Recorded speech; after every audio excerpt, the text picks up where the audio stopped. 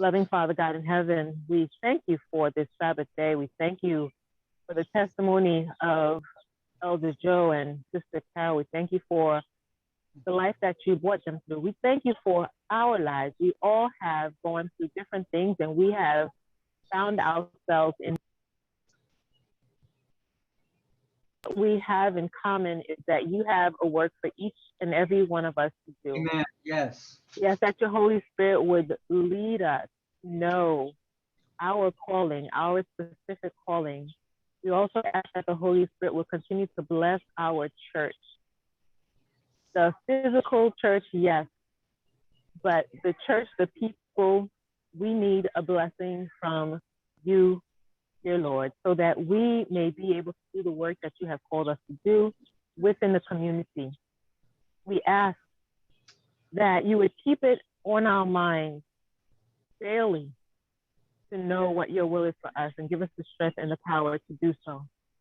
We thank you, dear Lord. We ask that you would just remain with us, work through your servants, and lead us all to a closer relationship with you. In Jesus' name I pray. Amen. Amen. And thank you. Beautiful prayer. Praise God.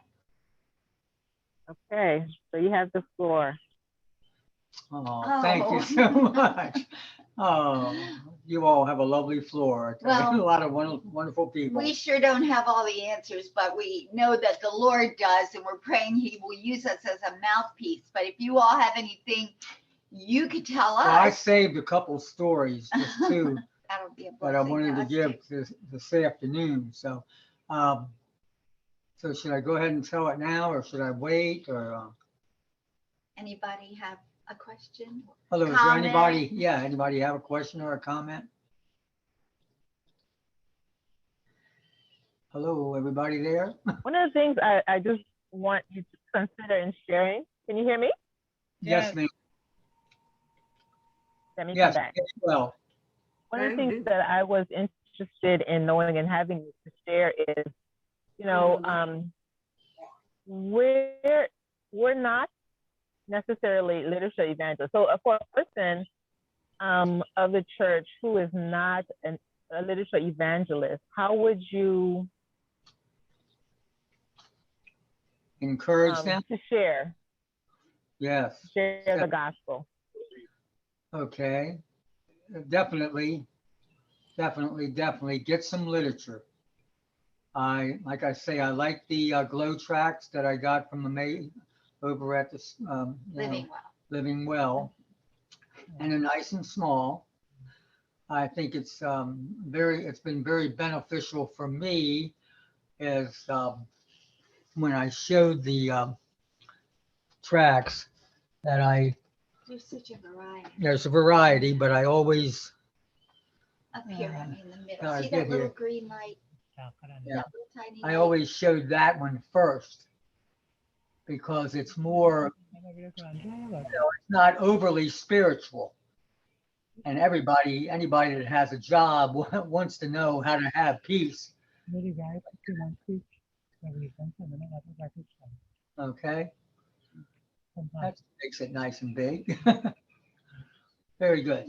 So that's one way. And another way we witness, I mean, every phone call is a witness. Because we had a really neat thing happen with one of our phone calls, because it was back when you had not the kind of phones you have now, where you had the rotary dials. And our number is 3486. 3486 was the last four digits of our number. All of a sudden, we got a phone call, and the Carol answered the phone. Didn't the lady hesitate a little?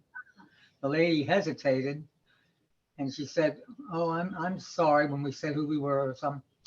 And well, she didn't recognize our voice, and she realized she had the wrong number. Right. She was embarrassed, and she felt like she bothered us, and so I said, "Oh no, that's quite right," and we hung up. But as soon as I hung up, I had this guilt feeling come over me, and I thought, oh, maybe I shouldn't have hung up. And she reminded me of my grandma. years ago, and Grandma told me that, she'd be at home a lot by herself. And anyway, I thought, maybe I could have talked to her for a while. So we were praying about that, and boy, Lord answered that prayer immediately. About 10 minutes later, the phone rings again. Oh. And as soon as Carol said hello, and there was silence, and it was her, but she was too embarrassed to say it was her, but she didn't want to just hang up. So finally she said, I am so terribly sorry I bothered you. And I said totally the opposite of what she thought. I want to answer. I want to say one thing about what she's saying. Like, remember, it was a hand dial where you have to put your finger in a thing and go around. And our number was 864. She got that all right. And then it was 3486. But instead of her putting her finger in the 0, because she wanted 3480, or she wanted an O, she went all the way up from the O and jumped up to the 6. Unless her phone wasn't working right. Either way. And not only did she do it once, she did it twice, which is another miracle. So Carol started talking to her, and then we did some nice things happen. Well, but when she finally said something, she was so worried that she had bothered me. And instead, the first words out of my mouth were, oh, am I ever glad to hear it's you again. Call back, right. Yeah. And we you couldn't imagine me talking that long probably, but we probably talked for about an hour. Wow. And she was so happy. And so needful. She lived in a senior citizens building, and kind of far. No, it was southern Maryland. Yeah. And she said she had, I think, one son, and he was married, and they had children, but they hardly ever came to see her. She just felt so alone. And so in conversation, she said something about needing a walker. So next Sabbath, I mentioned it to somebody at the church, and the lady said, oh, I think my husband has one in his dad's basement from his mom when she was alive. So the next Sabbath, there was a walker in the foyer of our church. And that afternoon, we got in touch with her and took her the walker. We ended up where she wanted to move up closer to us because we felt like family to her, because we kept in touch. This was miraculous. It was a new building miraculous. Right here in the Hyattsville area that was being built for senior citizens. And we found out there was a 300-person waiting list on that. Only 300. And but the Lord worked it out, and another place that was taking names for that opened up. She was able to sign up through that, and she was the first one to choose a place out of 300 in that. Oh, but you'll love this. No wonder the Lord brought that to our minds. Yeah. She told me that when she was a little girl, and she had become Catholic. She said the people were so nice to her. She said that, but when she was a little girl, and she brought this up, that there was a man came to their door selling books, and her mother bought a book, and it was a great controversy. And they didn't know the significance of it like that, but she said her mother told her when she was a little girl, she said, the lady's name was Virginia. She said, Virginia, these things may not happen during my lifetime, but they may happen during yours, which I just thought that was an amazing story to hear her say that. But then she ended up coming to church with us one Sabbath. She loved it. She was going to continue coming. And then that week she passed away. And we thought God gave her a grand finale to her life. It was just, we were all looking. Because she wasn't in the Adventist church, and she was definitely accepting all about the Sabbath and the Adventist messages. Yeah, she was in the car with some friend, and I think she had a heart problem that just struck her all of a sudden, and she was gone. But she sure saw the Lord work. We did too. It's a miracle. Okay. Yeah. Is there any other question right now? Because I have another wonderful situation that happened to show how God is so amazing. Yes, I do have a question. Can you hear me? Yes, hear you good. Okay, can you see me? Oh, hello there. Oh, hi. And Okay, I have a question from this morning. Now, you were speaking of you wanted God to show you whether you should bowl on Sabbath, if that's when the tournament was, and you wanted to be on TV and you could witness for him. Well, when you passed through with flying colors down until the end, and God had you throw a gutter ball when that's not you, were you excited that God was answering, or were you believe it. No, if I knew how to do a backflip, I would have done it right there on the right there in the bowling alley. I said to my husband, I said, I would have been, if I knew and that good as you were in bowling, and I never threw gutter balls, and that ball went in the gutter, I would have been jumping up and down. And I said, what do you think he did? I said, what do you think he did when that happened? He said, ask him. That's why I'm asking. Oh, I was thrilled. I mean, because I knew it was impossible, but I mean, I could definitely feel that hand on my arm. I knew it was an angel. God said his angel, and I could feel the foot. It wasn't me. I knew it wasn't me accidentally getting a go, because I've never, back, I was like in the United States. I was one of the top 100 bowlers in the United States. And like the highest average was 144 back then. And I had a 136 average. So anyway, and you just don't, a good bowler just does not throw the ball in the gutter. Yes, absolutely. Ever. Yes. So thank you so much. Oh, thank you for the question. Oh, that's anybody else? I wanted to tell you one other thing that was really, go ahead. I have a question. Oh, yes, ma'am. How many gutter balls did you roll in that competition? In that competition, I didn't throw any gutter balls. I was doing very, very good. Because like I say, honey, I don't know whether you heard it in the morning. It was a big tournament, and it was all week, Monday, Tuesday, Wednesday, Thursday. And it started out with 100 bowlers. And then anybody that did good, they took the top 64 bowlers. And then I was able, that was on Monday. Said on Tuesday, instead of 100, they had 64. Then they cut it in half again. I still did real well. So I made it down where there was only 32 people left.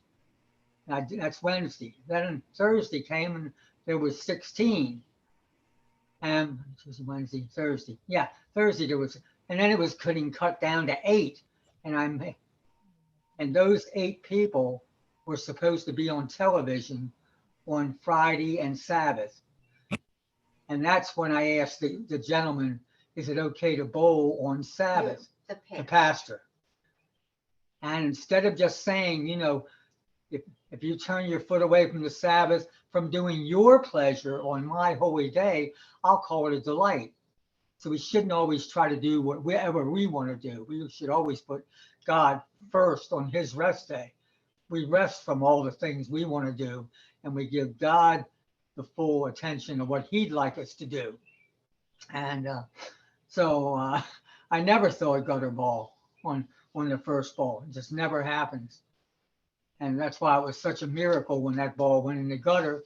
And then, like I said, Savannah, I could actually almost hear God saying, Joe, I don't care about you getting on television and advertising.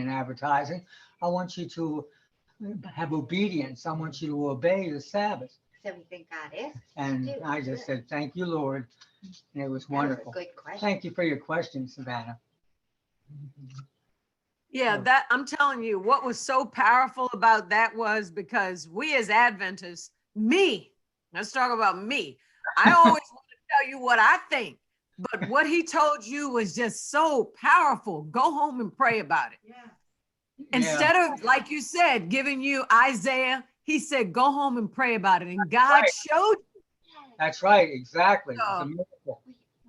Yeah, that was a testimony for me. So I'm going to learn to keep quiet and say, go home and pray about it. You know, and I had something that I heard in life that to me goes along with that same principle. I heard somebody say, you can make a child sit down and they will sit down. You know, if And they're on doing the something wrong, you and go on and the sit down. and on the outside they're sitting down, but on the Yeah. inside they're still standing up. And I knew that was what She's that heard that one. pastor, he had such wisdom, where the Wow.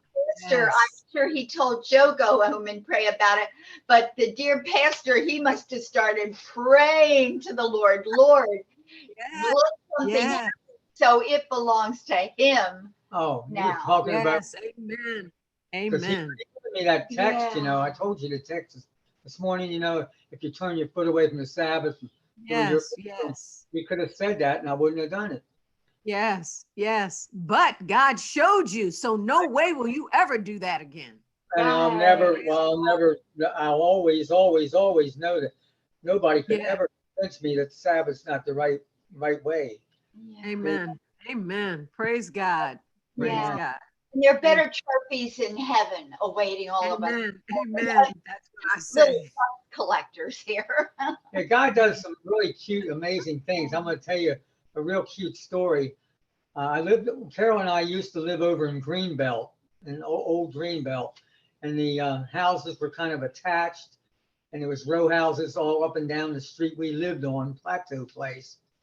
And you heard in the stories that we told last time that we went to this wonderful. Well, you didn't go into detail. I didn't about go it. in detail. We better go into that. You want to say something Well, about the pastor who was giving us Bible studies, he recommended, we started Bible studies probably close to the end of February.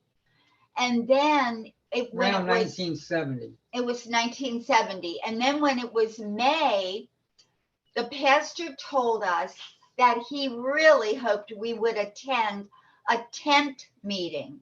It was at the corner of 198 and 29 out in Burtonsville. And it was an evangelistic meeting it was going on for about 2 weeks. And he was really hoping we would go. Joe Cruz, right? Yeah. And Joe Cruz was in charge of it. And anybody knows Joe Cruz and Amazing Facts. They were great, but I knew nothing about any of that. Mm-mm. And with me, unfortunately, I love baseball, I love bowling, I like sports. So I had already made a thing. I have 3 brothers, and they were raised Catholic. They didn't really go to church regularly at all. And I had already talked with them, and we had already arranged that on that Sunday, we were going to go and play some baseball together. So I said, so when Carol says, "Oh, I want to go to this meeting," I says, "Oh no, I promised, Ronnie and Larry that I was going to play ball with them." No. But thank God, with being married and loving Carol, even though a lot of times I did my own thing, but in this case, thank the Lord. I said, "Well, okay, honey, if you want to go that much, we'll go ahead and go." Well, I felt like it was an opportunity that we shouldn't pass up because it was only going to be there, I think, for 1 more week. I think we had missed the whole first week of it. We didn't know about it. Yeah. Well, anyway, I listened to it, and man, the Holy Spirit just grabbed me, because I thought that even though there was over 100 people there, I thought that sermon was just for me, and like it was God talking directly to me.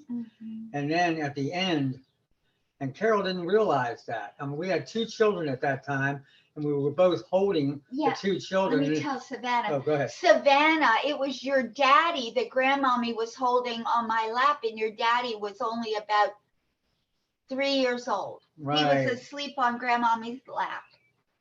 And I had your aunt, Aunt Pam on my shoulder. Anyway, they had fallen asleep, and I mean, I just was overwhelmed when he gave an altar call. I looked at Carol next to me, and I said, and I started to get up, and she was so thrilled and surprised. And I says, "Aren't you going forward?" Because it was just you said it to me. To Carol. And she was so excited. I had already given my life she had already given her heart. I had not given my life to the Lord. I mean, I went to church, but I hadn't really surrendered my life totally to the Lord. So then I went there and it was just really fabulous. And then I was so moved after we left and we were driving home. I pulled the car over and immediately said to Carol, I said, honey, Yeah. you want to say it? Go ahead. Just sorry for How I had acting acted certain wrong ways and all, sometimes. and to show how the Lord changes people's hearts.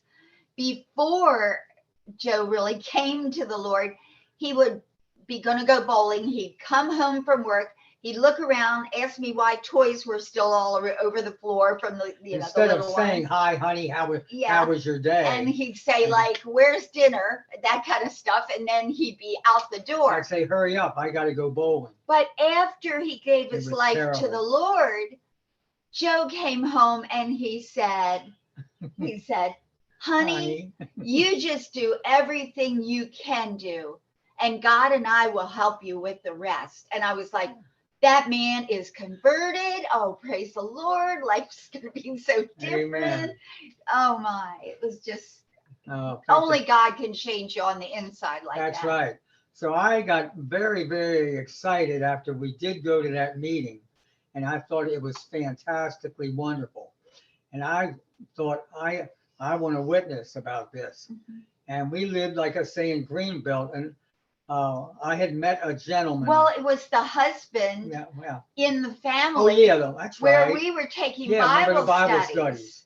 And she was having The wife was. quite a time with him. He just wasn't acting very nice. But so I was friendly with him because he liked bowling and I liked bowling. So I was definitely saying I'm going to go up to Danny and I'm going to try to get him to come to these meetings. So it was very interesting. It was a nice day. I went up there and I was only about 100 yards, no, not even 100 yards, maybe 75 yards from my house. And when I got up there, all I could hear. It was probably around 6 o'clock in Yeah. the evening. The sun was out. It was in May. All I could hear was Danny yelling at his wife, Joyce. And I prayed a sincere prayer. I said, Lord, I know he's upset. Would it be a good time that I try to calm him down and try to talk nice to him? Because he was getting ready to go out and leave. And should I talk to him now? What should I do? Immediately, beautiful, sunny day, gorgeous. All of a sudden, it starts pouring down rain. Unbelievable. So, man, the first thing, without almost thinking, I started running to jog home to get out of the rain because I was getting soaked. Soon as I got home, I went into it. I opened up the door, went inside, and our little girl, Pam and Savannah knows who Pam is. And Aunt Pam, she came over to me, and Aunt Pam was about only 5 years old. 5 years old. She said, Daddy, can I go outside and play with Vicky? Now, it was, remember, all those houses on our thing, there were 6 houses attached. So all she had to do is go out the front door, take her 2 doors down and play outside with that. I said, sweetie, it's pouring out there. You can't go out now. And it's not. He says, no, Daddy, it's not raining. I said, sweetie, I just came in. It's raining. I looked out the door, and believe it or not, it had stopped raining. It didn't rain the rest of the day. It couldn't have rained more than maybe, I don't know, 1.5 minutes of whatever it took me to run home. And God sent that rain so I wouldn't say anything to Danny right then because he knew. God knew that it was wasn't not the right good time for Danny. You'd have gotten a no. So the very, very next day, I went up to Danny to try to get in touch with him, and I did. And I told him how wonderful it was, and he said, and he ended up saying, well, yeah, I think I'll go with you all. And thank the Lord. And then he enjoyed it that day. He said he couldn't go and Friday. He said, yeah, but that was after he went and liked it. Yeah. He went and he really liked it too. And it was going to be like a next day and the next day and Friday. Friday was the next day? So. No, it was a couple of days. One day off. Yeah, one day off. But anyway, he said there was, I can go that day, but I can't go on Friday. And I says, well, okay. ended up, he was so blessed by it, he went forward and gave his life to the Lord. On the night he was not that gonna he come. wasn't going to go. So God can work miraculous things in wonderful, wonderful ways. And I think he did mechanical work for car racing. That was a big thing on Friday nights, but he was so turned on with the first couple of nights that he came, he skipped the car racing, went Friday and gave his life to the Lord that night. And it ended up, he got baptized and his wife got baptized. And I've heard that he filled a whole pew, a whole row with people he brought to the Lord as the years went on. Fabulous. Yeah, amazing. I have a question I want to ask you both, actually. When you converted to Adventism, Joe, you came from Catholicism. Was there any backlash from your family? And Carol, from your family, was there any backlash? And if so, were you able to witness to people within your family? Were you successful in getting some of them to be converted as well? I'll let you know about that because it's very interesting. I had a wonderful family. We loved each other. I had 3 brothers. We all loved each other. We were a very sweet family. We did things together. We grew up. We had a nice family, and nobody was against anybody in the family. We liked doing things together. But then when I started going around with Carol, they were a little bit concerned because they were trying to encourage me to go out with somebody else other than Carol, because they knew she wasn't Catholic. And, but the thing is, then when I finally started going with her and they finally started seeing how wonderful she was, because all the other girls they knew, Carol was totally different. Carol was very unique and wonderful. But anyway, so when they met her, they were still saying that, even if we tell, because they were going to say if he leaves the church or something, or he's trying to do something else. What did they say? How did they phrase it? Oh, I don't know about that. But she asked about were we able to ever talk to anybody? Yeah, I'm going to tell her about that. Oh, I don't know what you would say. So what happened, which was nice, I do know, is that they were going to say, my mom and dad finally said, it's not going to do anything. And we can, what do they call it in an Adventist Catholic Church or something? They could excommunicate. Oh, They could excommunicate me or something like me. And he says, it's not going to do any good to that. If we did anything, I told that this morning. They loved each other so much, they'll just get married again. Yeah. So it ended up, my family and all were still good. We'd go over there, and yes, we could witness and say things to my whole family, because when you get the brothers, the wives, the cousins, so yeah, we were able to witness to them, and it made. Well, let me tell what happened. Tell what you want. Okay. At first, nobody would really listen. Right. But as the years went on, they definitely saw a change. Well, I can't say a change. Kind of comparing our family to other families out there. Oh, and to the other, to my brother's wives and all that. They're not. They're wonderful. And they saw that Carol and I were the main ones that were really involved with the Lord. Mm-hmm. But they have really turned to the Lord. It's amazing. It may not be this particular religion or faith, but they're definitely in more the involved Lord. With yes. But what the wonderful thing is that Joe's mom and dad did come to evangelistic meetings, which I never knew that would ever happen. They got a Bible that they handed out at our church. They came night after night. So I know they were blessed, and they really seemed like they enjoyed it. When our children got baptized, they came and they videoed it, and it was really, really nice. So if you're patient in the Lord, he can bless the things happen that you just don't think would ever happen. Amen. God is so good. Yeah, they loved us and they loved the Lord. And it was wonderful to see how they would listen. Hello there. Yeah. I can't hear you. Somebody's talking and we're not hearing you. Oh, yeah. You're Oh, muted, yeah. Zena. We just want to, okay. We just want to thank you so much for your testimony. This morning, when I was on the call listening, it just mirrored our lives in such a similar way, because we were also Catholic. And so we knew the difference that you all, underwent. And it was just good news. And I want to give you a compliment on the way you bounce off of each other with your words, with your testimony. It's just such a delight. So thank you so much. I'm actually a friend of LBM. I'm not. You are the answer. You are the answer to our prayer, because this is what we prayed, that people would be influenced like you.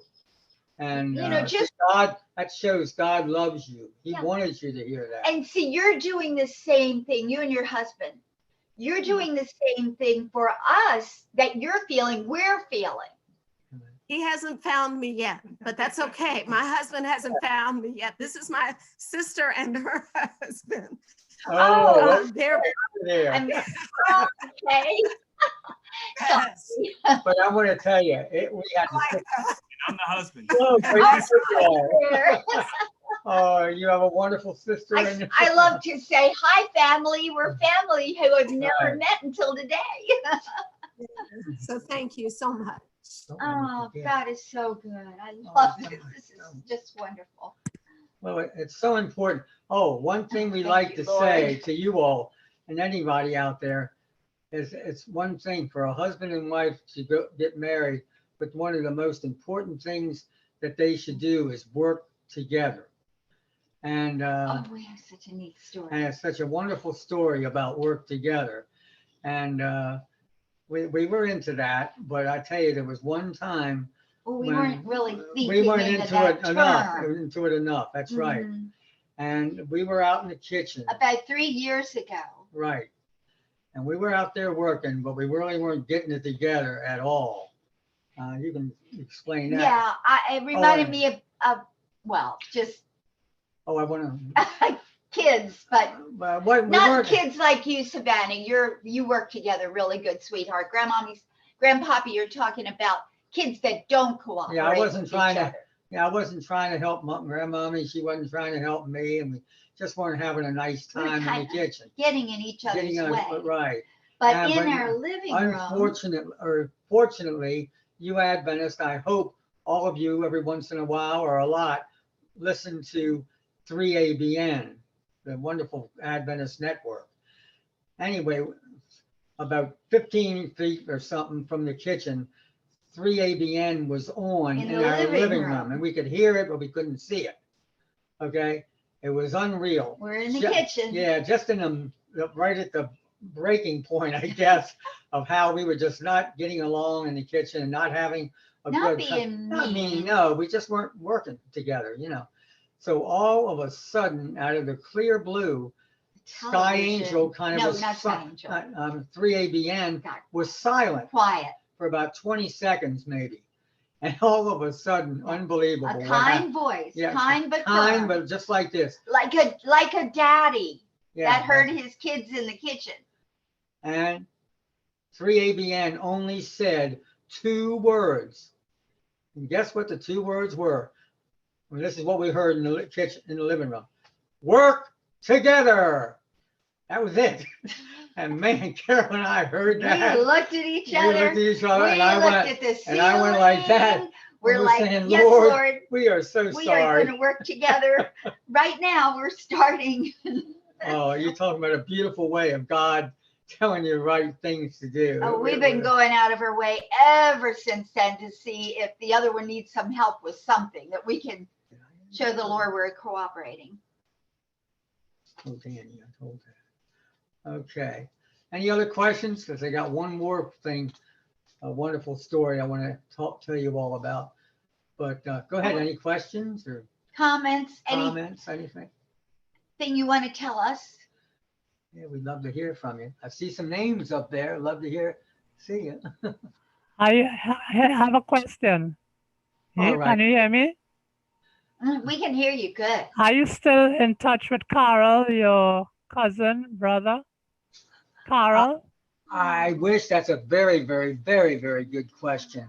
My cousin Carol actually lived in a place called Dahlgren, Virginia. And I had many, many cousins. Boy, because like I say, my mother's mother had 14 children. So I don't know whether I had 50 cousins. It was a lot of them. And I really enjoyed being with cousin Carol. And I would like it when my family would go down to Dahlgren, Virginia, which was over an hour away. And we had really gotten close to each other, you know. And so anyway, when I heard all this, yeah, I called her. And when she invited us over, I was very happy to go see her. And I was very, very, very surprised when I went in there because one, she was very, very happy and smiling, which was okay, but she wasn't using any bad words. She wasn't smoking, wasn't drinking. Just all that negative stuff had totally gone away. And I was just so, so surprised. And that's when she invited us to the church, and the church service was really nice. We still keep it. And what it is, I'm not sure exactly because it's been a while, and I think her mom and her dad had both passed away. She got married. That was an interesting thing too. She got married to an Adventist gentleman up here in Tacoma Park, Maryland. And we did get together a couple times then. But I don't know why. He passed away. Her husband passed away.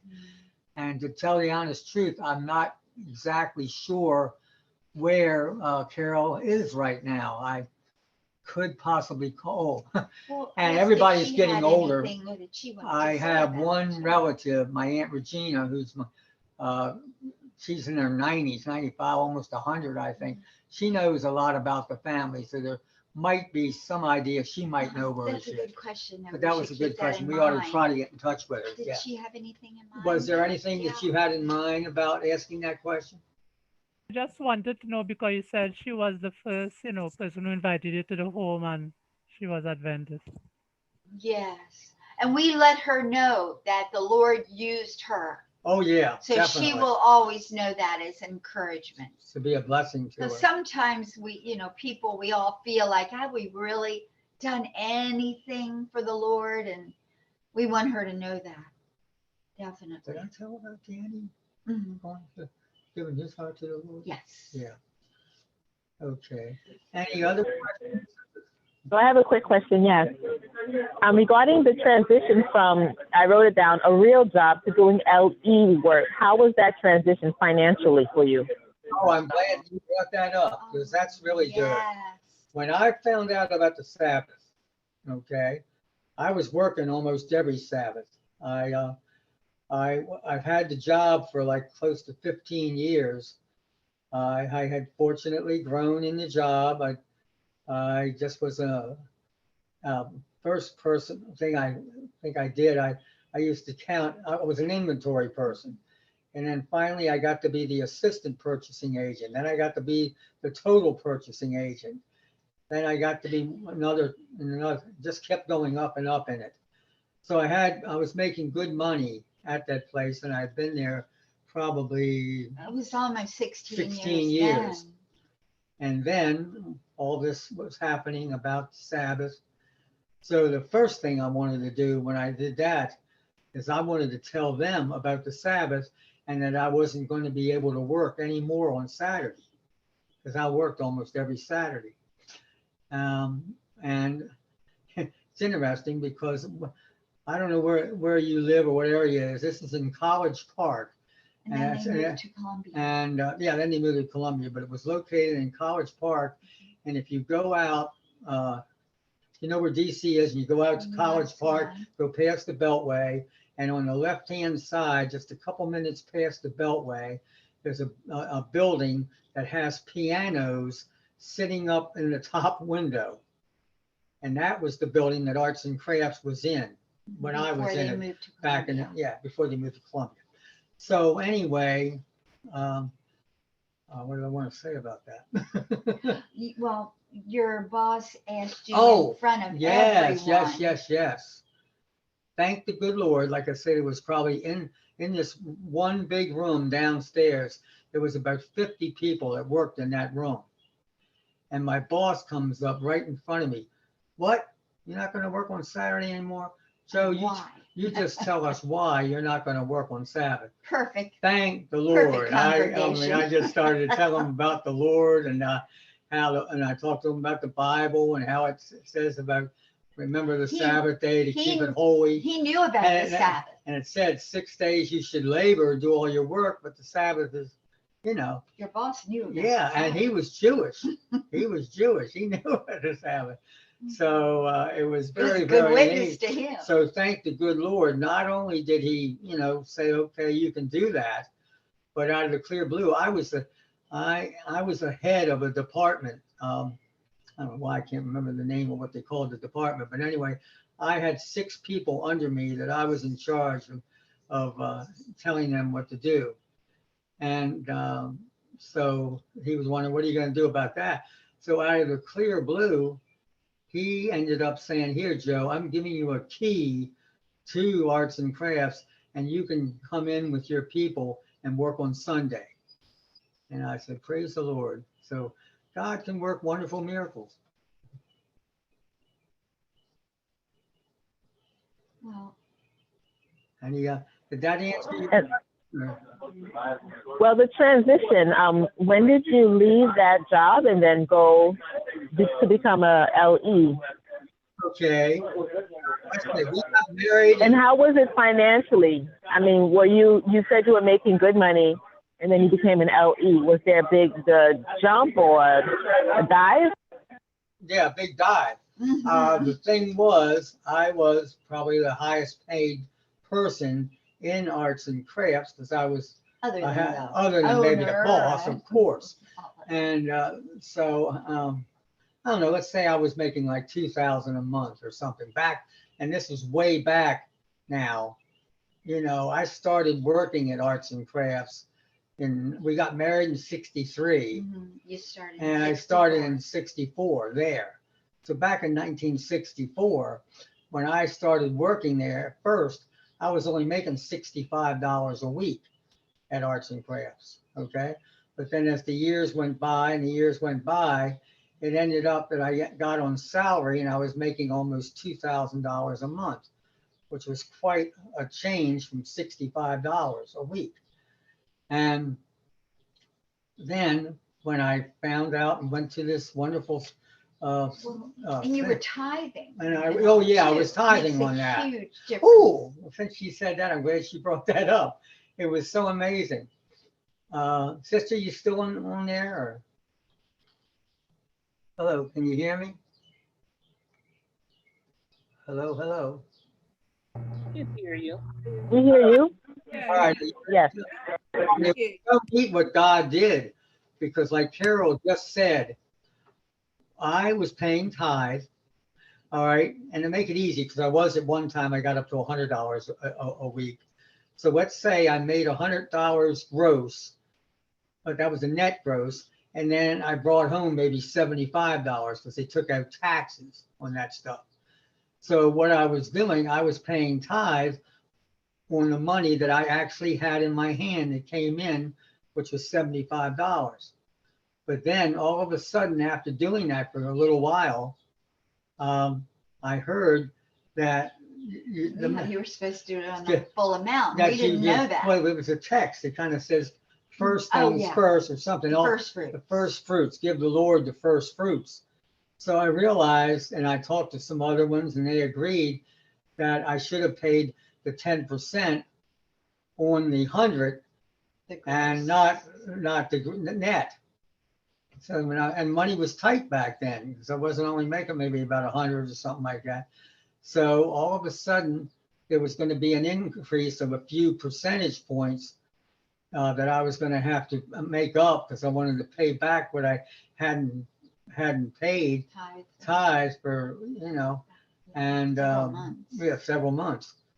So that was going to be tough, but I definitely wanted to do it and do what was right. And the Lord, almost the next week, or maybe even less than the last week, all of a sudden, out of the clear blue, I get this special raise. Unexpected, yeah, it wasn't even due. I got an unexpected raise from arts and crafts, small amount, but a decent amount, and it was the exact amount that I needed to cover the switch. I mean, so God was just so amazing. Yeah, we had young couples around our age back then who told us when we were learning about the Bible beliefs, they told us from their hearts, they said, we can't afford not to tithe. Yeah. They just knew God helped them God with whatever they so needed. much For tithing. Boy, we have definitely seen that happen. Yeah, God can make that 90% go further than the 100%. But we have an amazing story with the literature evangelist work, is that when things got really tough and we had more children and more little mouths to feed, and Joe was a literature evangelist then,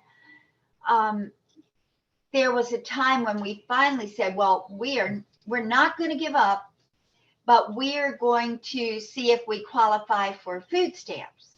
Yeah, that was great. So we checked it out and we did qualify for food stamps. So we were getting our food stamps, and all of a sudden some lady called from social services and she told us, we have made a mistake. You all should not be getting food stamps. You owe us, I think it was $300. I thought it was more than that. You're going to hear what did happen. happen. Go ahead. I think it was like $300. I think it was more than that. Well, the more than that's coming. Okay. But anyway, so she could have said about any amount. We didn't have anything we could send them. Oh, no. But time went on and we didn't hear from her, and time went on and we still didn't hear from her. So I needed every speck I could. We didn't want to call social services and ask them, how come you all haven't gotten behind us to make us pay that money back? Oh, before I forget, okay. To show you how tight money was, what I did, I was very good at kind of keeping records and stuff like that. I got out every single bill that I had, okay? And I had, one of the bills I had was paying money on buying new tags every year. For the car. For the car. And believe it or not, tags back then were only $25. Okay. But I just didn't have enough money to just take $25 out of nowhere. I actually divided the $25 by 12, and came out to $2. $2, what I think a month or something like that. So what I did is I would put in an envelope like 50 cents every week, so that at the end of the month I would have $2, and then I'd have to keep that envelope and do it every week. So at the end of the year I'd have that $24, and I couldn't touch that thing. I had to leave it alone. And that's how I did with everything. And God really blessed. It was fabulous. Mm-hmm. And what were you saying about something like that? Food stamps. Ooh, thank you, Lord. So we qualified, we qualified for food stamps. Yeah, so then the lady said, no. No, they had made a mistake, and that we owed them $300. $300 could have been $3,000. Yeah. So weeks went, and we didn't hear from them. And like I said, we didn't want to call them and say, you all aren't keeping behind us to pay it back. Well, one day we finally got a call from there, and it was a gentleman calling. And he said that the other lady was no longer there, and he was taking over her desk, and he found our case, I guess you call it, and he had gone over it and found out that they had made a mistake and that we did not owe them $300 worth of, money back, but that they owed us $900 worth of food stamps. Can you believe that? You talk about a wonderful, We were fantastic like, miracle. oh, we were like, Wait. kids, we can go to the store and we can get food. We were just like, Oh, it was Lord, amazing. you're amazing. Mm. So God, I can tell you, I worked for the Department of Human Resources for about 3 years, and I can't ever remember calling anybody telling them that we owed them food stamps. Oh. there you go. So praise the Lord. They know how wonderful God is.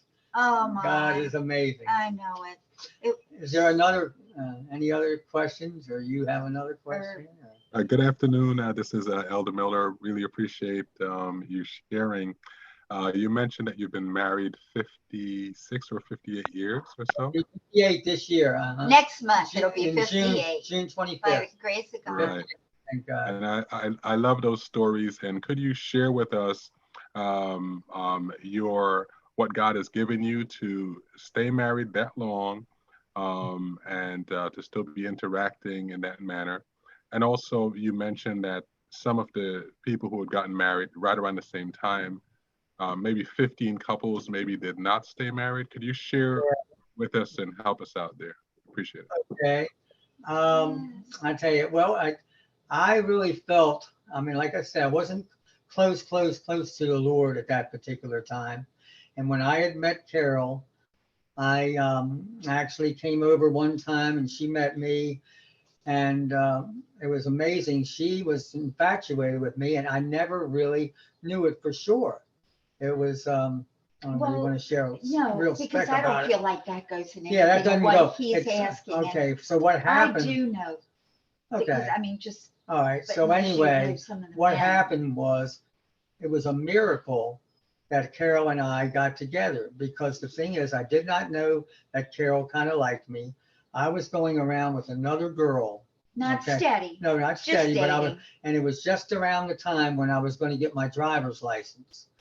And I was all excited. The other girl's name was Bev. And I had been dating this lady, Bev, and the mother and father seemed to like me. And I wasn't really dating anybody else but her. And I was so excited that I was going to go over to Bev's house, and I was going to ask her mom and dad, could I take her out to the restaurant that a lot of teenagers hung out at. I went over there fully expecting everything to be great. But Bev's mom said, Joe, I hope you'll understand. I want you to have at least 4 months of driving experience before you take Bev out in the car. Man, I'm thinking, oh man, that's terrible. But So we understand that now. Yeah, sure. Being parents. So I said, okay. So as soon as I got out in the car, I said, man, I don't want to go to the Mighty Mo without a girl. What am I going to do? So I'm thinking, and then all of a sudden, I'm thinking, well, I got 3 girls in the neighborhood that I kind of know pretty well. Maybe one of them will say, okay. I got this other girl on my paper route that seems to kind of like me or something. Now, I'm thinking all this out of the clear blue. I did not know that much about the Holy Spirit.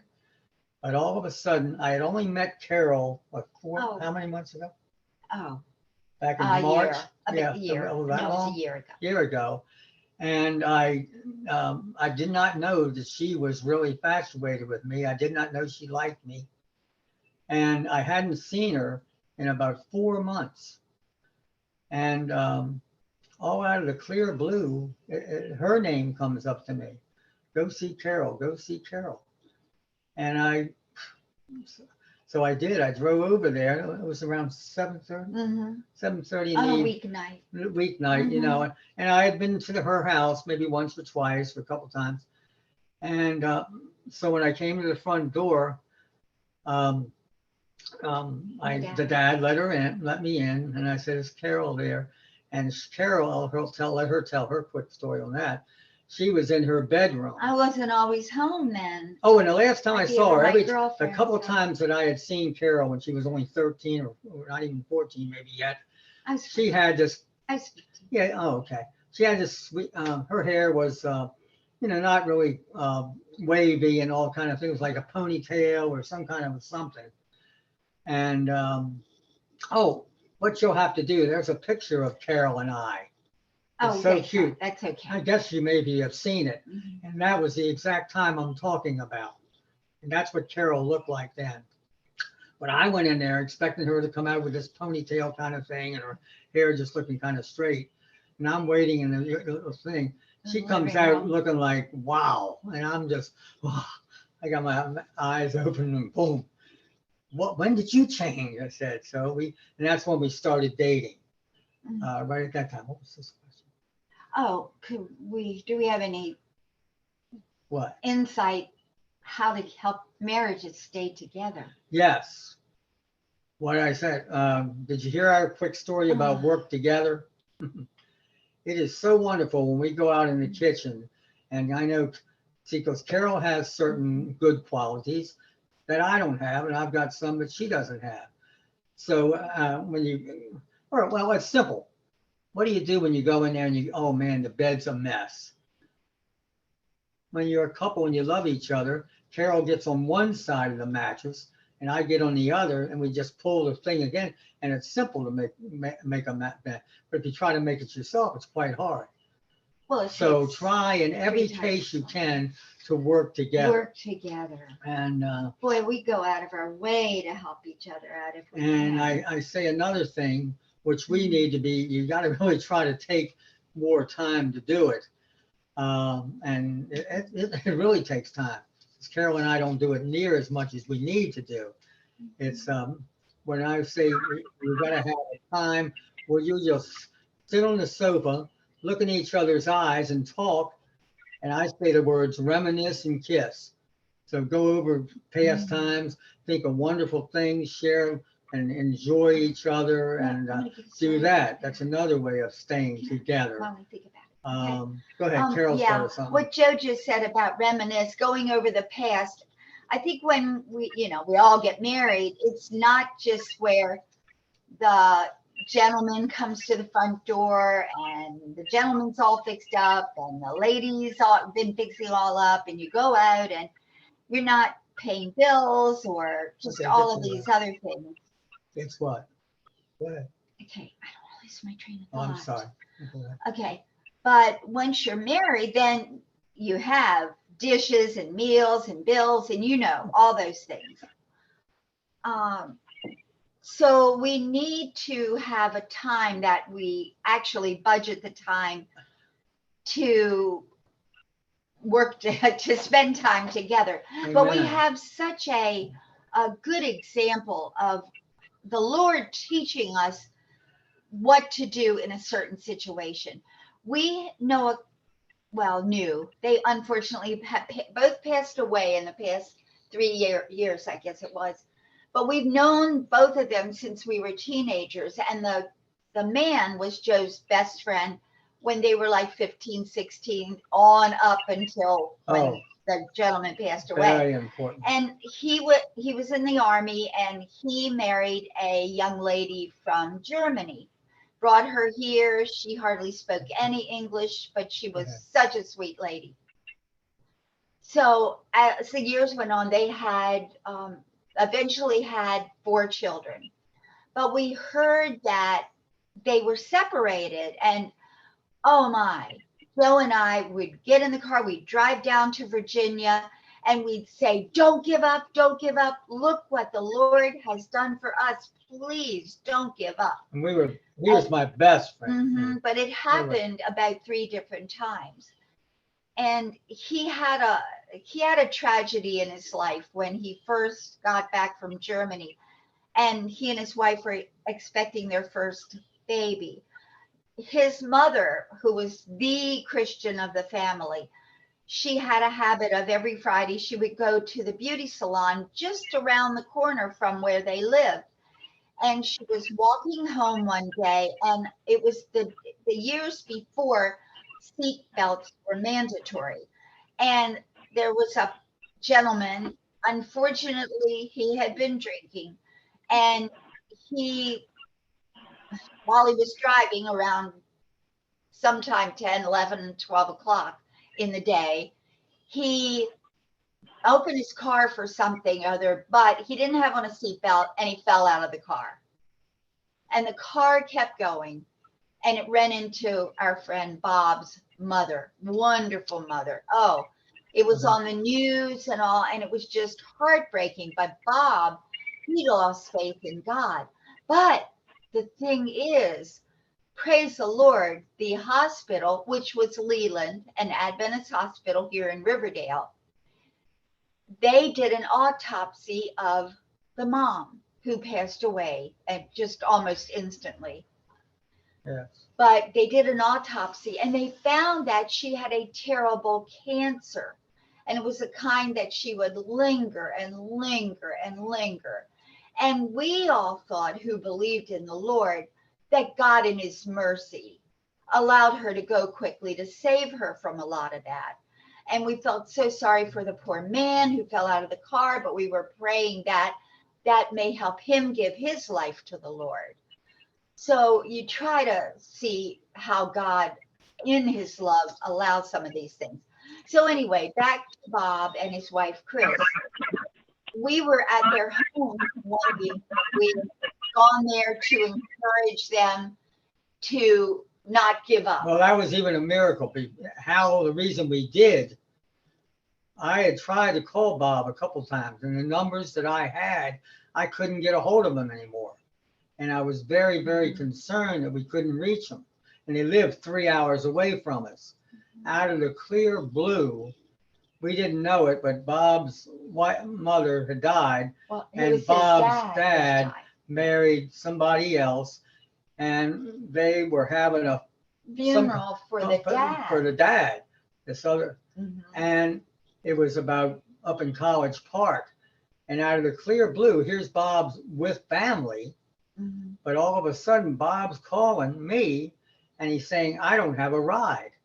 And I'm thinking, well, that's kind of a miracle. Why in the world would you be at this family thing and nobody would give you a ride? But anyway, I said, sure, I'll come get you. I brought him back here and we found out that they were thinking about getting divorced. I mean, maybe even that weekend or something. It was bad. Coming up, it was bad. And I said, well, we'll take you home. We went down, started witnessing to them. It was so neat. Oh, it was so sweet. Wonderful, exciting what happened. When they started out, they were both on the sofa. If you can think of a sofa, huge. A long sofa. I mean, it was like, I'm way, way over here, like 6 feet away. He's way over there. He was the husband. Bob was on one end of the sofa, way back, about as far as he could get. She was on the other end of the sofa, about as far as she could get. 7 or 8 feet away from each other. And we asked them how they met. And they started going back into Germany, mentally, and telling us all these details. Wonderful stories. And it was precious and we didn't know what happened. We were just doing what God impressed us to ask. Little by little by little, they kept scooting over closer and closer and closer to each other. Finally, they were sitting side by side, and one of their children passed through the family room where we were sitting, and they looked at their mom and dad like they hadn't seen that happen, and I don't know when. They were not getting along. But we kept praying for them. That's why I say reminisce and kiss. We prayed. Get on the sofa and be with each other and talk about wonderful things. But we prayed for them for about 20 years. And if the Lord can't get you one way, he'll come around another if you keep praying, by the grace of God. And one day, one of their children, who was now like in her late 30s, she was tired of the world. And she asked her dad to call Joe and me to come down and talk to her about the Lord. Thank God. She was never like that. No, but anyway, we couldn't come down that weekend. It was something happened, but it all worked out good because she had gotten married and she found out, she wanted to turn her life over to the Lord. So she asked her husband if they could go to church. So they went to a Baptist church because the husband was Baptist. Anyway, they went, and we heard them, they told us this story that when they went, they just kind of didn't really feel at home. You know, like that wasn't the right place for them to be. And then the wife, she said, she turned to her husband and she said, anyway, I think we're going on the wrong day, Sunday. She said, I think we're going on the wrong day. She said, my mom and dad had Bible studies, which was through a literature evangelist Bible worker years before that. We had gotten in contact with them somehow, because of the books. Right. And because of the books. That's another whole story. Yep. How they were getting back close to the Lord. So, now I'm lost my train of thought. Okay, so the daughter, she wanted us to come down, but when we could not come down, she decided, her husband and her, they decided they would go to a Seventh-day Adventist church and try it out, because they heard from that Bible worker that they should have been going on Sabbath. So they went, and I don't know if you remember hearing of a pastor, this was years ago, Pastor Tony Mavrakis. He was an Adventist pastor, and I think he's passed away also, but he used to be a Baptist minister. Yeah, and I've never even really thought into that so much before, but that Baptist minister, former Baptist minister, just happened to be starting an evangelistic series at the church down in Virginia where they went, the Adventist church. And it was just going to start. So the daughter of the couple we've been praying for, she and her husband started attending those meetings. And the dad, our friend, he didn't especially like his son-in-law, but he started to see this change in his son-in-law. He couldn't believe how he was changing. And so he was so Joe's friend, the dad, he and his wife started attending the meetings just to see what was making the son-in-law and their daughter change so much. Anyway, our friend Bob, he and his wife got baptized after 20 years of us praying for them. And their daughter, who didn't want anything to do with the world anymore, she and her husband got baptized. Yeah. I mean, we were like, wow. Fabulous. Just amazing. Oh, and so our friends who we had prayed for 20 years, the ones that had been separated 3 times, and we just said, don't give up, don't give up. That's right. Bob became the head deacon. Krista became the head deaconess. Right. We went down to visit them one time, and not too long after that, and we were in the back seat of their van, and Bob was driving and Krista was next to him up front. And all of a sudden, Krista on this big highway forgot to tell Bob he was supposed to get off the highway at that exit. And it was like, oh no, I missed my exit. And I looked at Joe, I thought, the old Bob and Chris. It's going to come out. He's going to yell. And we thought, oh no, this is not going to be good. So Bob, now, he just turned to Krista and he said, well, Shotzi, we're just going to have to make a Yubi. Yeah. He went down miles. We thought that man is converted. Amen. And then Krista on Sunday morning, she asked me if I would like to go with her to the shopping center, and she handed out Christian literature, Adventist literature, in the parking lot. So, boy, talk about a fantastic, wonderful turnaround. So don't give up. Yeah, so couples should definitely talk about how, when they dated, and bring back those memories. Reminisce and ask your friends to do that too. That was a biggie, and we had never been taught that. The Holy Spirit just put it into our minds, and we watched it happen. Did that answer all your question on that, honey, or is there another part of it? You'll be afraid to ask a question. I talk so long. Thank you. I appreciate that. And anything else, if no one else has a question, anything else regarding strengthening your marriage, and what advice would you give to young couples? Okay. All right, well, I don't, and it's getting later, and I don't want to forget something.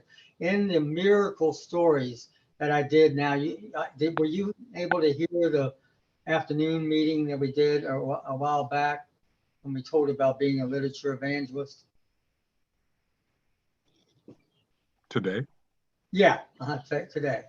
Yes. Okay, you did get to hear that. Okay. I kept this particular story because it's amazing what happened as a literature evangelist. And anyway, what it was is I was up maybe an hour or so away from DC, a good way up near, what's the name of this? Fort Meade. Fort Meade and everything. But I had this one dear lady that same particular day at 3 o'clock. She wanted me to come and talk to her about the books. And I didn't want to go all the way from where I was. Yeah. I'll make sure. Mhm. And I didn't want to drive all that way when she wasn't there. So I called her long distance and I said, hi, it's Joe Graves, blah, blah, blah. I said, from the Bible stories, would you be there at 3 o'clock? Oh, yes, looking forward to being with you and everything. All right, so I says, okay. And I drove all the way down there. And Jessup to DC. I can't. Yes, you can. You I'm can not scroll sure across. if she is there or not. And her name was on there. Okay. So anyway, there's, I'll tell you a little bit later. So I drove all the way down, and she lived in what they call a cul-de-sac. What it meant is it was like, I counted later, it was 15 houses that were there. And knock, knock, knock, nothing. Knock, knock, knock, nothing. Knock, knock, knock, nothing. And I says, all right, Lord, instead of getting mad, instead of getting in the car and saying, Lord, why in the world did you work it out that I wasn't God's fault? You know, but I wasn't. When you give your heart to the Lord, you know God is in control. He has a reason for everything. Everything that's going on. There's something going on. So what I did is I just said, Lord, help me know why I'm here. So like I said, there was 15 houses there. I know, what's your name, sir? I'm sorry to call you. Who am I talking with? Hello, can you hear me? That's Elder Winston Miller. Elder Winston Miller, okay. Elder Winston, I knocked on every single door, okay? Not one person even came to the door, Winston. It was unbelievable because when I first became a literature evangelist, I asked them about door to door, and they said, if you go and knock on about 15 doors, probably at least 3 people will at least answer the door. And many times, at least one will let you come in and talk to them. So I'm saying, wow, Lord, why? Where is it? Show me. And I saw it was only one house there. And it was about 75 yards away. And I walked all the way over there. And there was, and I walked across, I saw a little child, probably around 2 or 3 years old, on the front porch. Okay. And I said, hi, honey, is your mommy here? And he says, yeah, mommy here. So I knocked on the door, nothing. I knocked on again, nothing. I said, sweetie, are you sure mommy's there? I said, yeah, mommy home. Knocked the 3rd time. And finally, this lady that was I found out she was 22 years old. Her name was Darlene. And I said, Darlene, did you hear me? Or oh no, I says I didn't say anything about the books. I said you felt impressed. I felt impressed to say, hi, my name's Joe Graves. I came here to help people know Jesus better. That was different from what I always said. I tried to bring up Jesus when I finally got in and I was selling the books, but I didn't usually say that at the door because I was literature evangelist. I was trying to get for the books. But I said that, I'm just Joe Graves. I'm here to help people know Jesus better. First thing out of her mouth was, I need Jesus desperately. And I said, Darlene, I really feel that the Holy Spirit led me here today. And she said, I know he did. Okay. And I said, Darlene, why did you say that? And she said, well, when I heard, and you knocked the first time, I was in the bathroom and I heard you, but I wasn't coming. And when you knocked the second time, I wasn't coming. I was getting some pills. And the third time, I think you know, okay? And I said, she put them down because she heard, don't do it.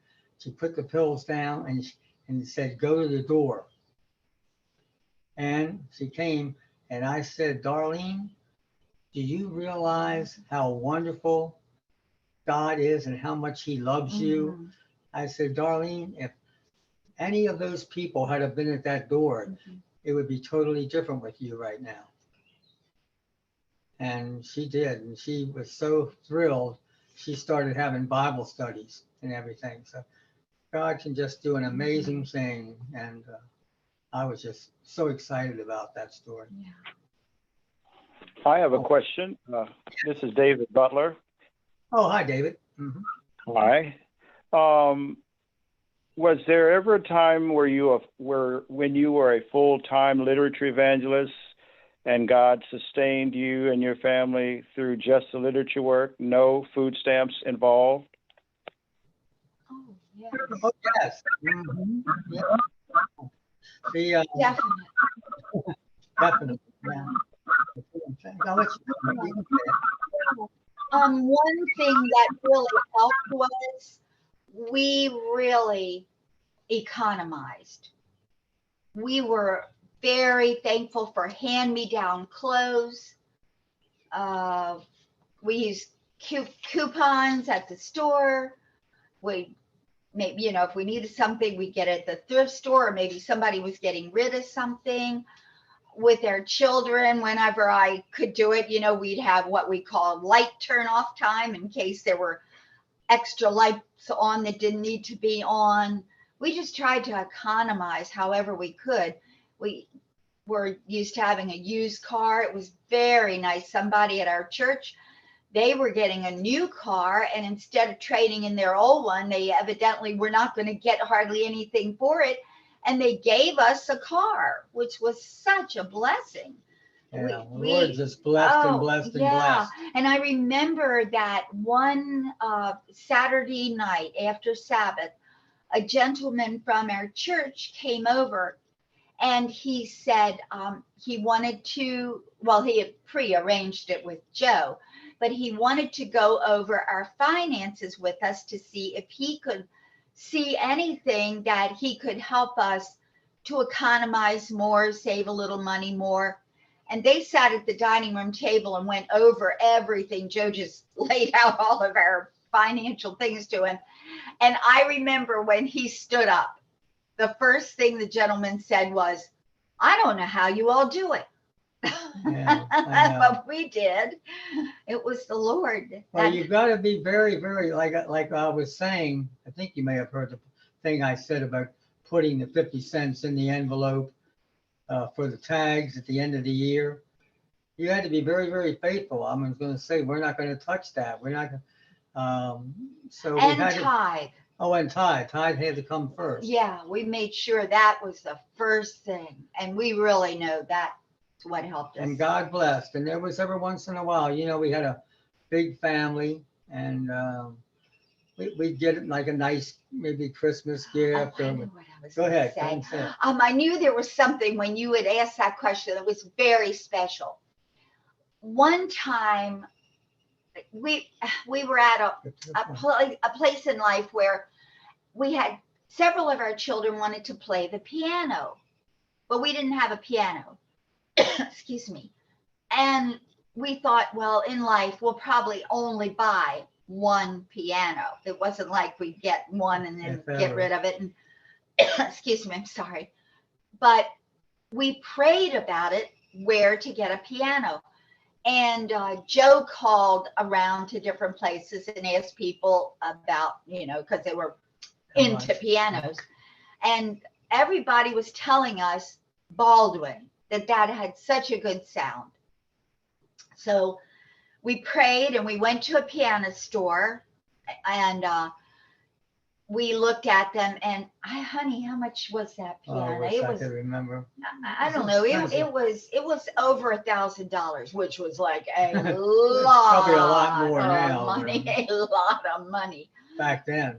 but it was just a certain sound that was so beautiful. And it was supposed to be like a baby grand, but in a small, small baby grand. Yeah, what do you call it? Frame, I guess, wooden frame. And so we prayed, and they said that we could pay it 90 days cash. So we prayed, and we saw the Lord work again. And that 3 months, he upped Joe's sales. Yeah.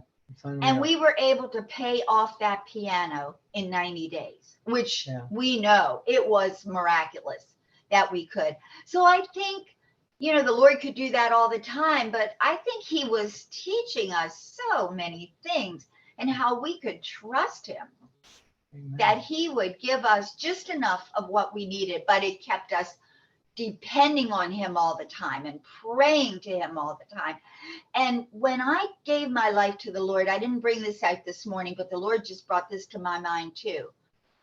I told the Lord, after I gave my life to the Lord and I was finally in fellowship with the Lord, I told the Lord, I said, dear God, I said, while I'm in my right mind, which I meant I'm thinking about you and the world is not important to me. That is what I called my right mind. I said, I gave God permission back then. I said, whatever it takes to keep me close to you, please do it. And I went through some tough things that just kind of were within me and all, but it burned the world out of me all the more. It was just really, really something. God is so real. Sure he is so real. You all know that.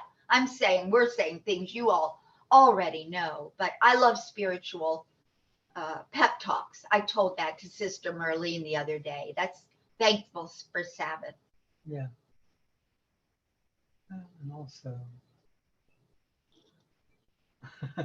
well, try to keep a record too. I think you were talking about how to make it last or how, write down the things that your wife likes, and same way with her for you. And, every once in a while, try to surprise each other with,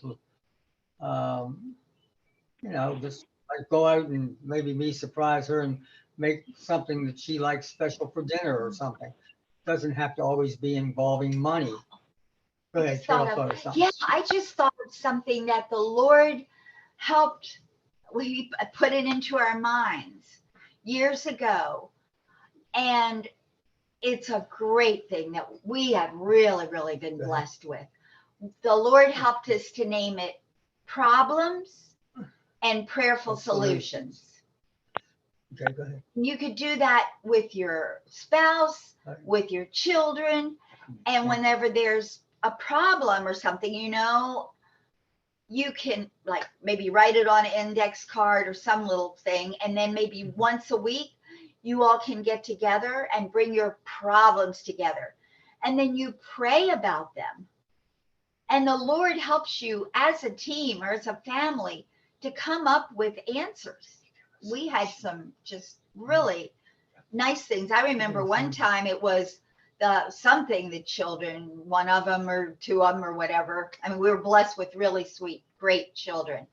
But we were surprised that the child or children were tougher on themselves, making them do the right thing than Joe and I would have been on them. That's great. And one little girl years ago, she said, Mom, you have to keep behind me, she said. So I do the right thing. And another time it was the same one, she told me, oh dear, I don't want to lose that thought. Let's see. Oh, I can't remember, but if it comes back, I'll tell you, but it was really sweet. Okay, go ahead. Case closed. Sorry, I need to write it all down. But it is, keep a record of different things. And when God, and we need to do this ourselves even more, the different wonderful things, because when we were making this sermon and we had to really pray about all the wonderful things that God had done. and it was exciting to bring it back up again. So you just need to just enjoy each other and be be open with each other and talk to each other in kindness, and always never always don't get mad. Just say you're not going to get mad. You're going to come up with a prayerful solution. Yeah, Joe and I have even talked about now, if we start to feel like, whoo, things are getting a little heated or something, we thought we should drop to our knees right then and there. We had something happen. We were in the dining room one morning years ago. It was like 20 years ago, probably. And Joe was in a hurry to get out and go somewhere. And he said something to me, and I thought, I just did not deserve that. And if it would have been like years before that, I would have stomped down the hall and gone into the bedroom and banged the door so I'd be sure he would hear it. And then I'd lay on the bed and I'd cry, hoping he would come back and apologize. But it was different now.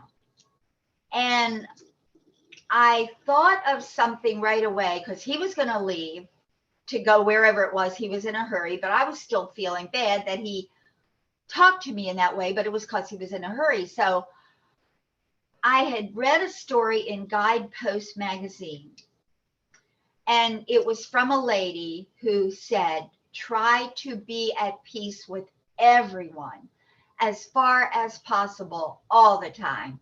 She said, because you never know what might happen to that person.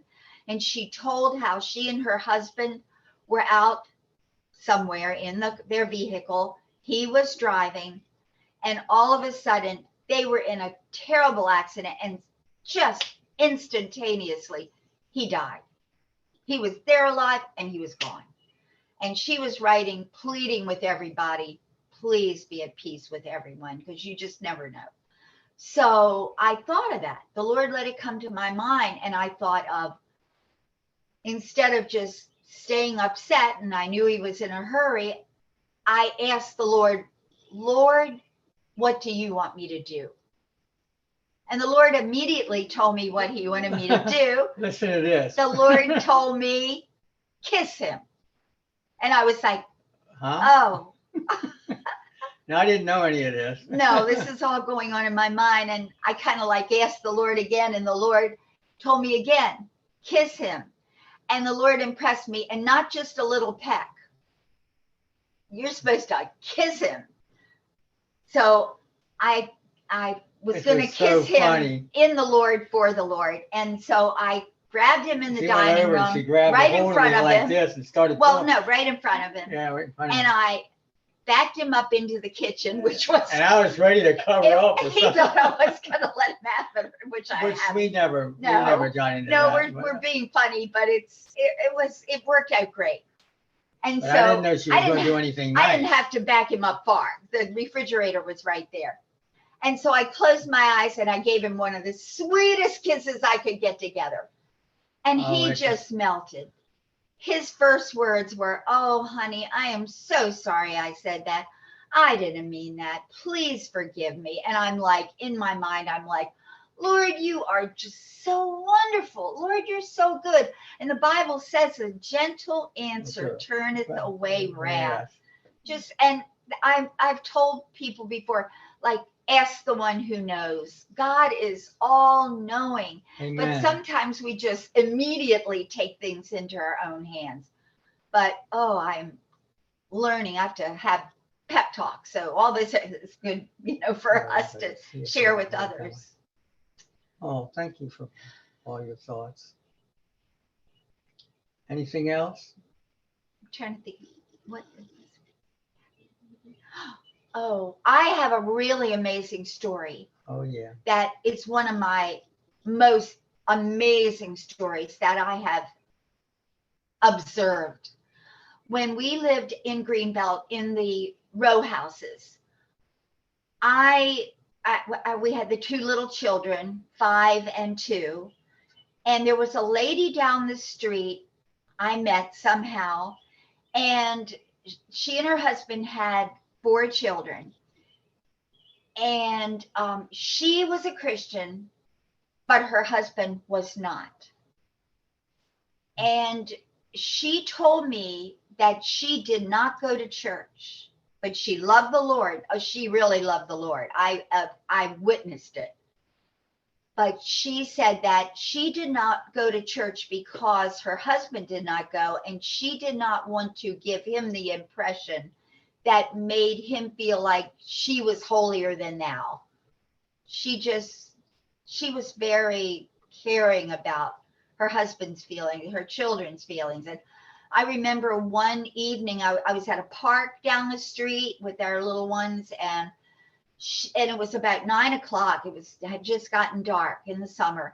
And she told me, she said, "Come on, Carol, I'll walk you home," which I lived past her house, but she was going to walk me home.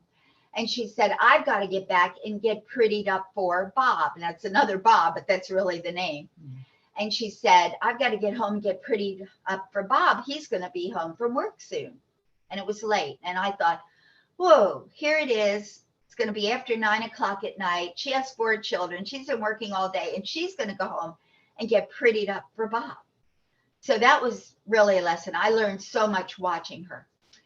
So one day their family moved, and we really, really missed them. Amen. But, I have to say one more thing, that she told me this story. She said one morning to me when I was just visiting and watching her be a mom and learning how to live a lot just by observing. She said that there were some ladies in the neighborhood who would get together house to house different days of the week. And one day they invited her. And so she went, but she told me that when she went, all those ladies were talking about whoever the lady was that was not there that day.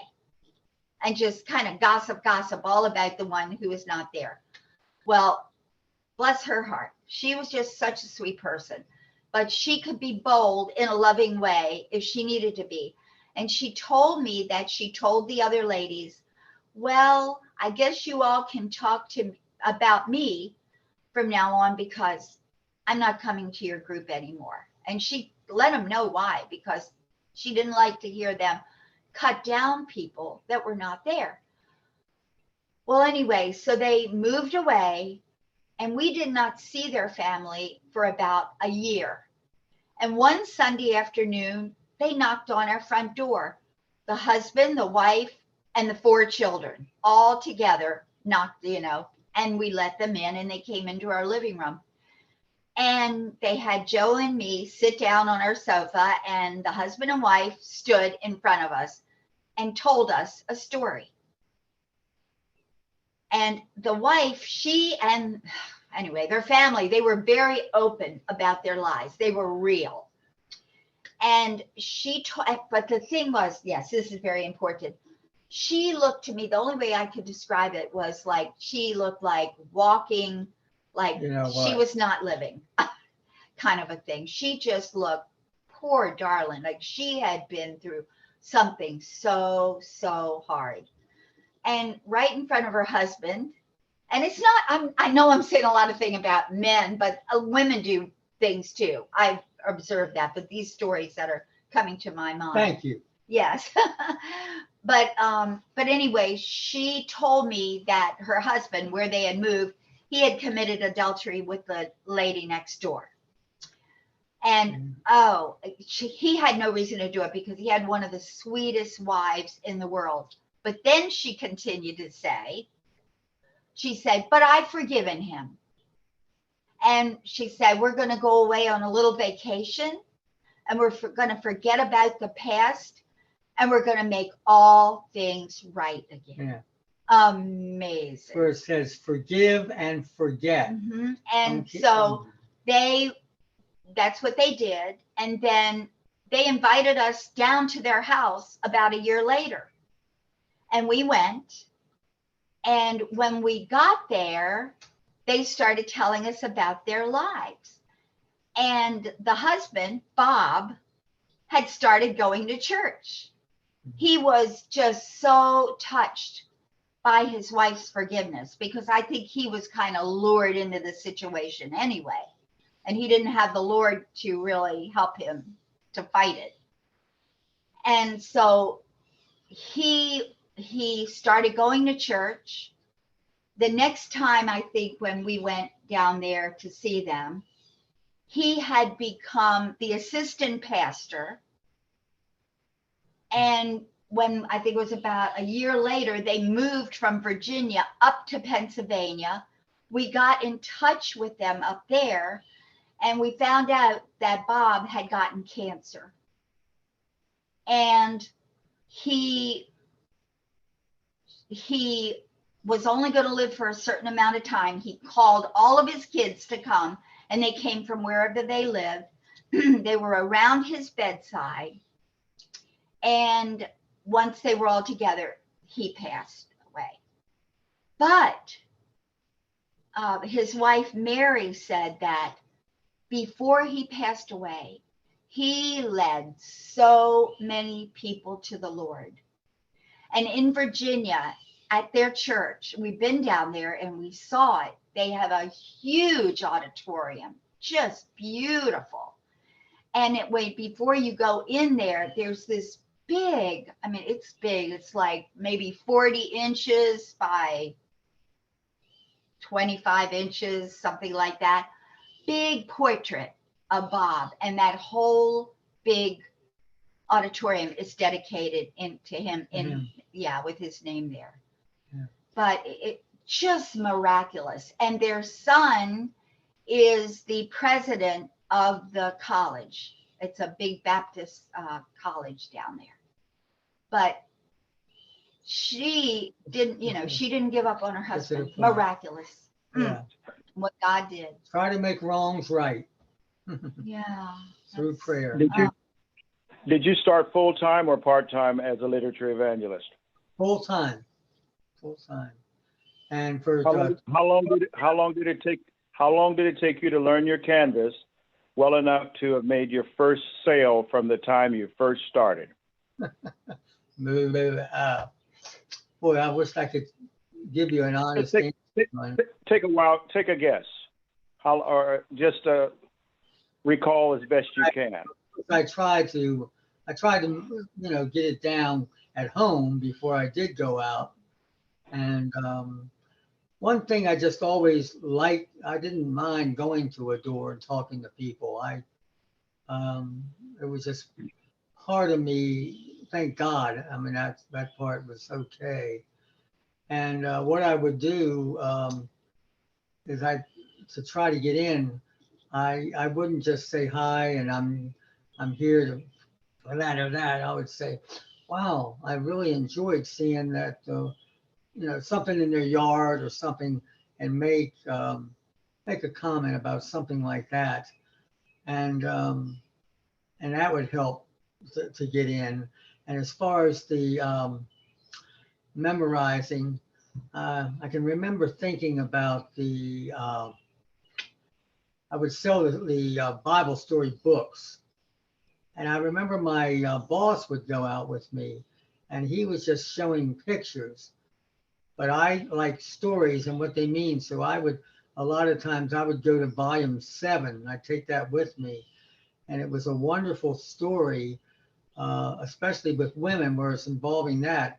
And it was something to do about a story about how the woman would talk to her son and help him to be understanding, and he changed and he became wonderful. Stories that had a good result rather than just showing pictures. So I didn't just I let the books kind of sell themselves. And like after I would read that story, do you see why this is so important for Danny? And if I said a story, I wouldn't say a boy. I would say, pretend you're reading this to Danny and you're saying blah, blah, blah, blah. And can you see how this could really help Danny change into a good person rather than letting Danny just watch anything that he wants on television? Wouldn't it be much better to spend time with him doing this and give you time with him? So it was trying to get them involved where they could see how these books could really help their family change and be Christian. What job did you quit before becoming a literature evangelist? Okay. And could you share how God moved your impression into starting the literature work? And did you quit a job, or were you unemployed at the time you? No, I wasn't unemployed. It was like I had been working at a place called Arts and Crafts. Are you familiar? Are you from Maryland, or where do you No, live? I'm not. But go ahead. I live in Maryland, but I'm not originally from Maryland. Go ahead, though. Well, I had gotten up pretty big in that particular job, where I had started out just as an inventory person, went to assistant purchasing agent, a head purchasing agent, and then got into the biggest department in it and became the head of that and had 7 people under me. So I was making good money. And for about 16 years, I had been working there.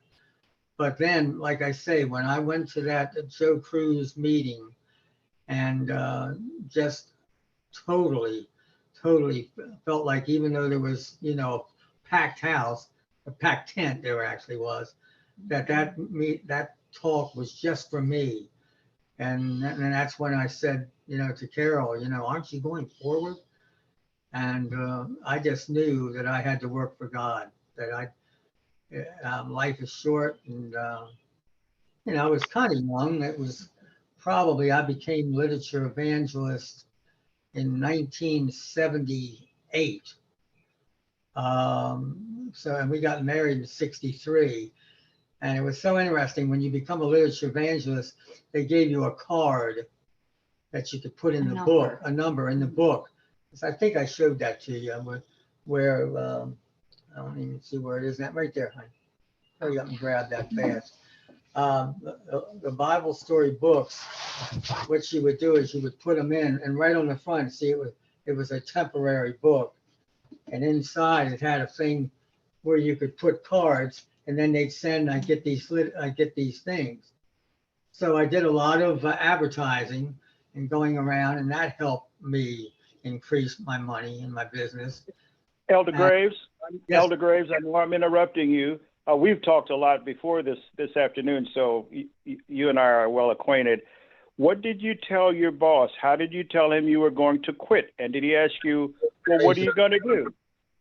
That's exactly right. I went there, 50 people in the family, and he said, well, I started working on Sabbath.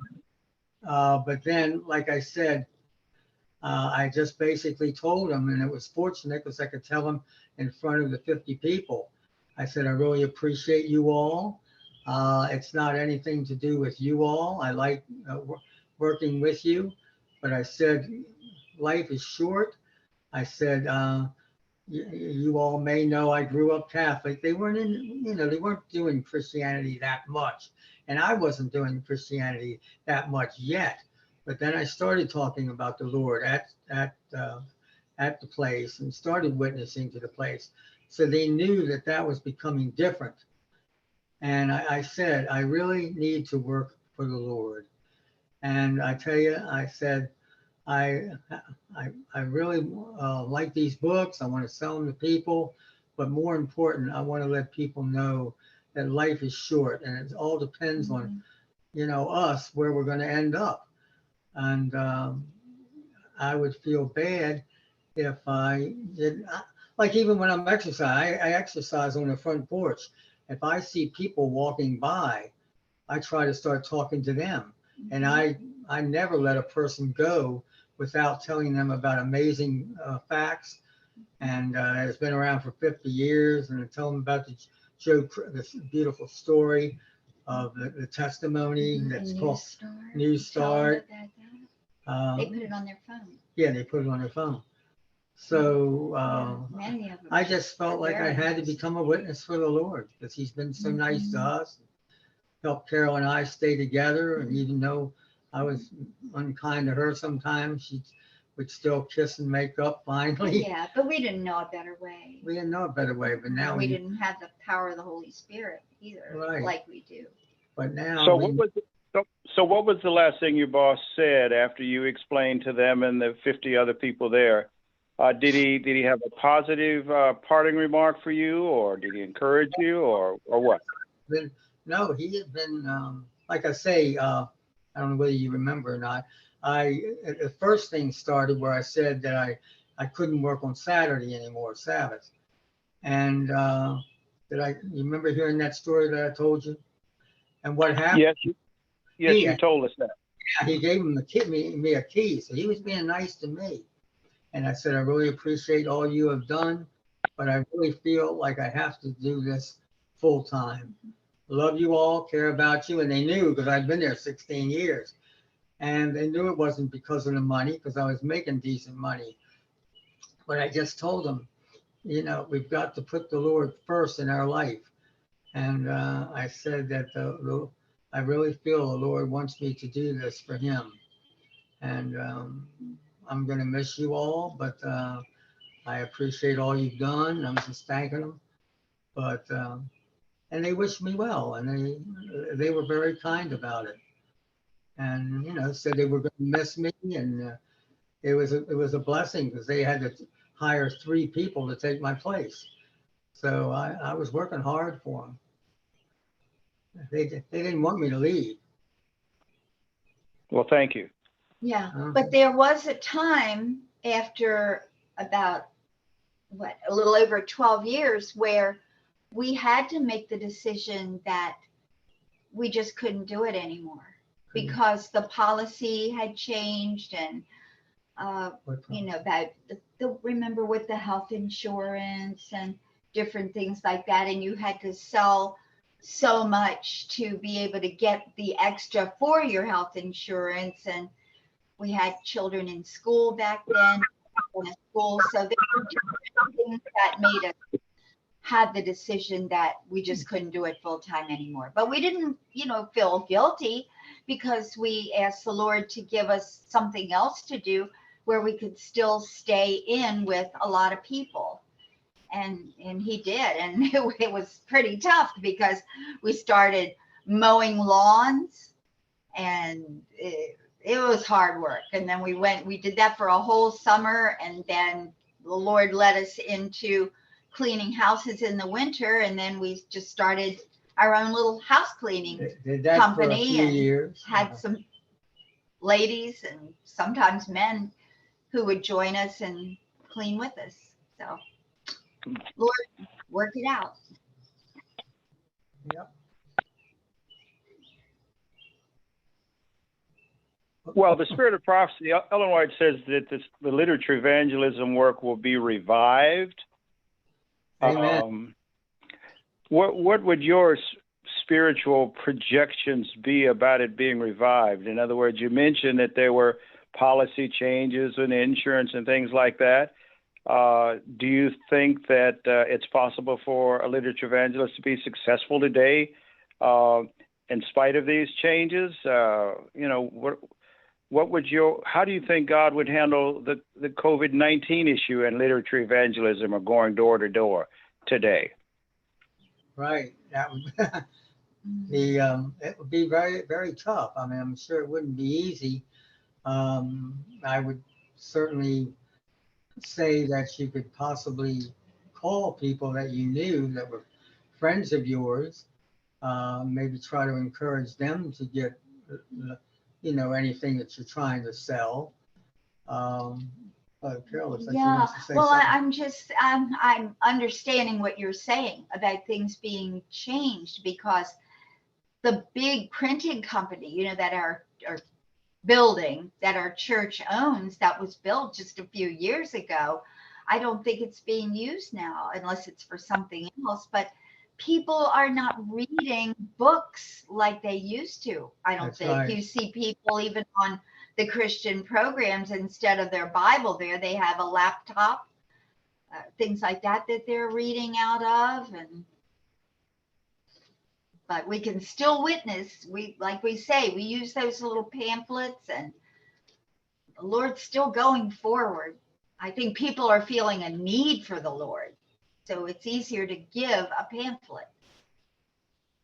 I don't know about people making it full time, financially selling books, but you can still do jobs where you're really in with a lot of people. We were with house cleaning. Mm-hmm. Oh, just for the record, you were speaking of the Review and Herald. Yes, that building is going up for sale, but Pacific Press out on the West Coast, they're taking the weight of printing all of the books that Review and Herald used to. So the books are still available. Praise the Lord. Mm-hmm. Okay. And if I hope I'm not talking too much, but if God impressed Ellen White to say that the literature evangelism work will be revived, I'm sure God knows the end from the beginning, and the closing of one publishing house, or the presence of COVID-19, or the fact that people may not read hardback paper books like they used to, that will not slow down the fact that the literature work will be revived. And I personally think it will include paper, hardback books and tracts. That CDs will not replace the printing press. Okay. So Amen. that's my. Amen. If she has that in the writings, that's right. Oh yeah. Amen. Yeah, Ellen White, boy, 2,000 visions, and they all came true. Over 2,000 for our coming. Wow. Yeah, we're blessed that the Lord led us to the Seventh-day Adventist Church. That's for sure. All of us. Amen. That's This is Merlene. Sorry. Sister Merlene. If I could add to what Brother David Butler said, and by the way, I do thank you, Brother Butler, for your idea, the conversation that started that got us to invite Elder Joe and Sister Carol, and it has been a blessing. But from that particular question, I think of when Christ was called to heal Lazarus, and he took 4 days to come. He could have come right away. He could have healed him. He could have come the day after he died, but he waited until he was definitely dead. So COVID, I think God could be using that to make it look impossible, like this thing that was prophesied is not going to happen, but just to show the miraculous, the miracle in it. I think that it will occur, that the work will increase and thrive. And I think it's up to us to have the faith to believe that it can be done and allow the Holy Spirit to use us. The message has to go into each home. Yes. It really does. And the paper, I think, is the best. The books are the best. Amen. Definitely. That's right. Nothing takes the place of a book. Whoop. Trying to see somebody put up there. That's Miss Savannah. Oh, it's Savannah. Any other questions? Yeah. Any other questions for the Graves? I left and rejoined on my iPad, and that's my profile. 2 Muppets. What did she say? She put 2 Muppets on her iPad. So we can look at Muppets. Oh, thank you. It used to be on my daddy's computer, and I had to get in the car, so Emily wanted to keep listening, so I joined on my iPad, and that's my iPad's profile. Thank you. That's wonderful, honey. You ought to call the leader of the Muppets and try to encourage them to have something all about Jesus. Yes, that would be wonderful. That would be very nice for young children to see. Yeah, and things can happen like that because the Flintstones years ago? Right. I think it was Hanna and Barbera, and somebody in that organization started to make those beautiful animated programs about the life of Jesus, and they show it on Loma Linda Broadcasting Network, and they're just beautifully done. So they turned it over to something really good. Yeah. Tell Savannah how to look that up. That's wonderful. Thank you, Savannah. Anybody else?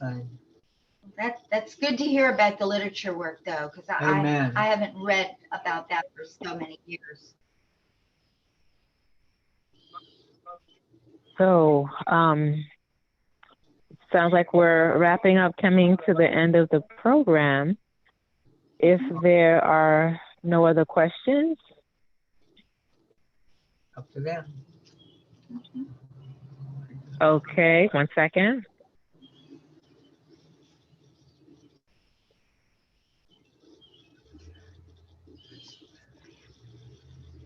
Okay, so I'm going to ask Brother David Butler, are you still here?